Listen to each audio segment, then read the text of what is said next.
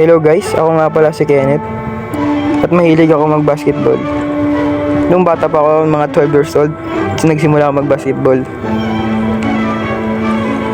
Pauwi na pala kami dyan guys kasi nagugutom na ako. Kasama ko pala dyan yung tropa ko na si Makmak. Bumili na pala kami dyan ng kakain namin guys.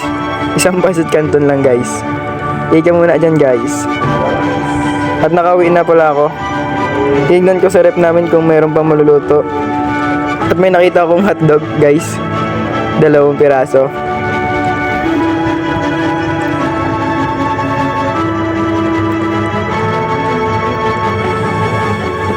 Sa sobrang gutom ko na guys, niluto ko na yung pasit canton na dala ko guys. Pati yung hotdog na 2 guys.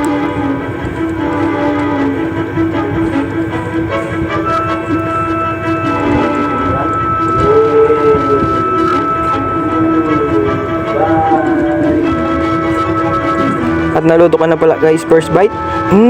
Sarap. Sarap. Tignan mo naman yung mukha. Yan ang mukhang panalong panalo guys. Dito na lang guys. Paalam.